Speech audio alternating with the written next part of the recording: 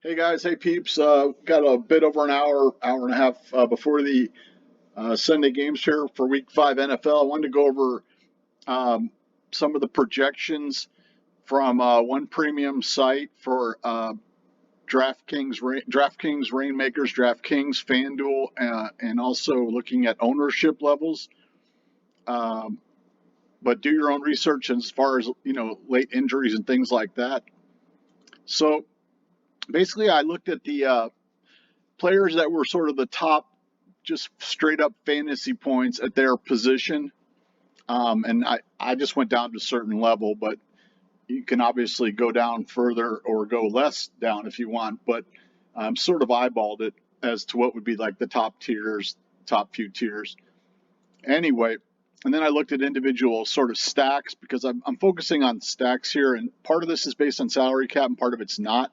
Remember, DraftKings Reignmakers is based on spending cap, basically, and value for money, while DraftKings itself and FanDuel are based on salary cap, so you have to fit lineups in there.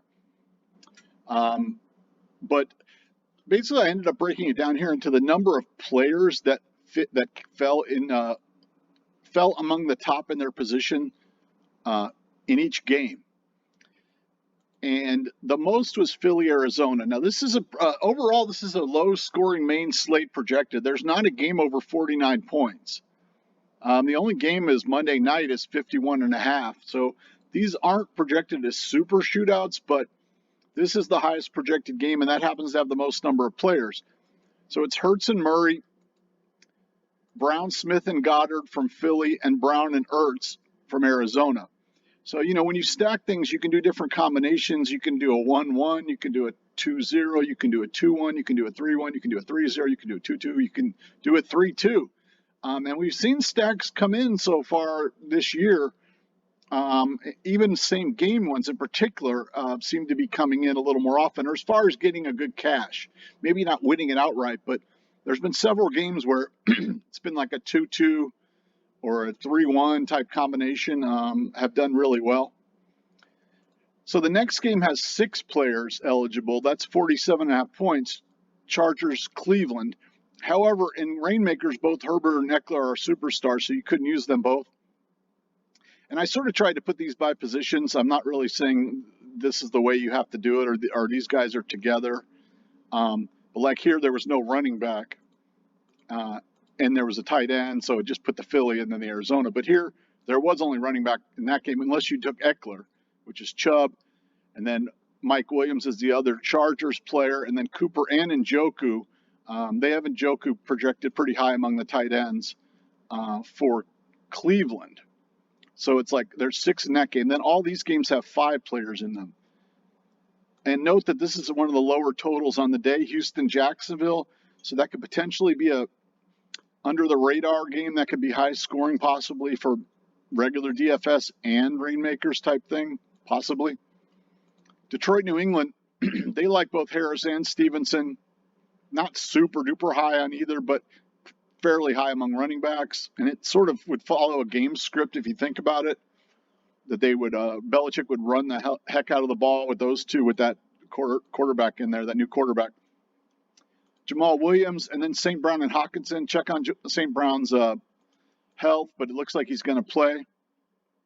They actually didn't have Goff as high as some other quarterbacks. He didn't quite make the threshold. Seattle, New Orleans, a game I've mentioned previously as well. In that one, they had Dalton over Geno Smith. And Kamara, there's an injury question there, and he hasn't quite delivered this year. Metcalf and Lockett and Olave. And then the Houston-Jacksonville, which I mentioned, does have a low total. That one, they had Trevor Lawrence. And then for Houston, Pierce and Cooks. And for Jacksonville, Kirk and Robinson also. So those had 5 players each that qualify as sort of high-scoring projections for their positions. Then going down, these had 4 players each: Atlanta, Tampa Bay, and Miami, New Jersey. Or the Jets, sorry. But all 4 of these come from Tampa Bay. So a lot of people, Brady looks good a lot this week in fantasy because his salaries are low and whatnot. Fournette, they've been projecting high. He hasn't quite busted out, but they have him projected very high. I could sort of see Brady going to Godwin because he went to Evans a lot last week and Godwin's back. But Brady can spread the ball around as well.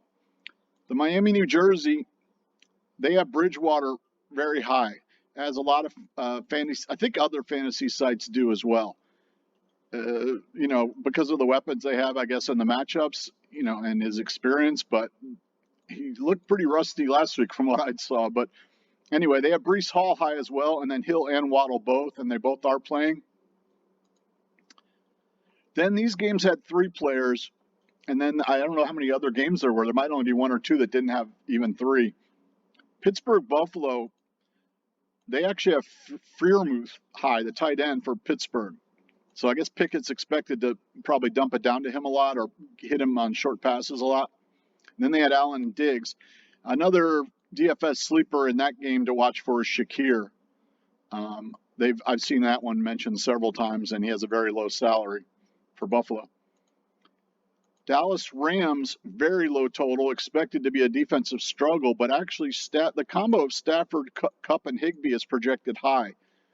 And that is another one, like Reignmakers type, Reignmakers. I mean, a lot of these are on Reignmakers. Obviously, Kupp's very expensive. I marked the blue or superstars on Reignmakers. So no Dallas in that one, all Rams. And then the 49ers, San Francisco, an extremely low total of 40. And they like Jeff Wilson at the low salary, and they also like McCaffrey and Samuel, but they're both Reignmakers or superstars. You could play them both in DFS. Same thing with here, Herbert Eckler. You could play both in DFS, but you couldn't do that in Reignmakers. So again, projected extremely low, but a couple players may come in high from that game. And then the Bears, Minnesota, it's all Minnesota, Cousins, Cook, and Jefferson. And again, if the quarterback's not listed on this part, then either his game didn't have enough or he isn't projected that high, honestly. So just taking a quick look at the DraftKings ownership that they project. This is where you're looking for possible guys that can give you that you can stick into lineups that not many people will own that might give you an edge in the large field type tournaments. And it sort of goes in order of their ownership percentage, the least projected to the highest, I believe. But all guys who sort of qualified as higher scoring for their positions. So on DraftKings, under 6% ownership for Stafford, Murray, Cousins, Herbert, Dalton, and Lawrence. Under 9% ownership for McCaffrey, Chubb, Jamal Williams, Cook, Pierce, Henry, and Eckler. And under 7% ownership for St. Brown, Cooper, Jefferson, Hollywood Brown, Metcalf, Debo, Cooks, Diggs. I put Cooks on there twice apparently, and Mike Williams. On the tight ends, under 7% ownership for Hawkinson, Freiermuth, and Njoku. As I mentioned, they have these two projected pretty high, higher than some people do, or than you might think. They also have what they call leverage, which is in their optimal projected lineups for DFS. Remember, this is salary-based, but also these are sort of like their high-scoring players, sort of. They have these guys projected on DraftKings salary-based as being a good leverage. Allen, Fournette, and Kupp, two in particular of the top superstars. Then just looking at FanDuel real quick, this is based on their salary and ownership. So on there, the big name quarterbacks, the Allen and Hurts, are owned quite a bit more because you can I think you can squeeze in them more on FanDuel. But they have all these quarterbacks under 4%. Stafford, Cousins, Dalton, Murray, and Herbert and Lawrence. I mean, I think any given week, Murray and Herbert can come in as the top quarterback personally. Under 9%. So the running back there's a little more. There's a little more ownership of the bigger names on FanDuel in general, the way it's set up. Under 9% for Chubb, Jamal Williams, Pierce, Robinson from Jacksonville, McCaffrey, and Eckler.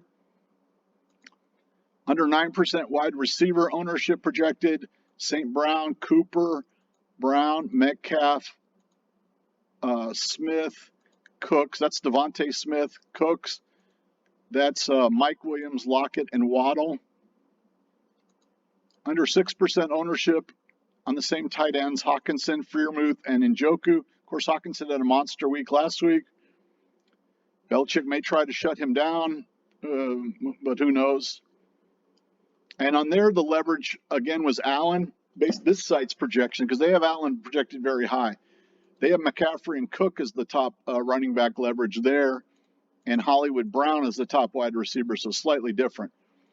So these aren't listed in order of like what are the best pairings, but this gives you an idea of the pairings within, especially within games, and sort of like, well, there's 5 guys projected that could be high in their positions in this game, but it's only, so that might be a somewhat under the radar play. But not, the totals in this week in general are low. So the most players come out of Philly, Arizona, and Chargers, Cleveland, but you can't use both of them in Reignmakers. Hopefully this is helpful to you as you finalize some of your lineups heading in, and good luck with this today's games. Have a good one.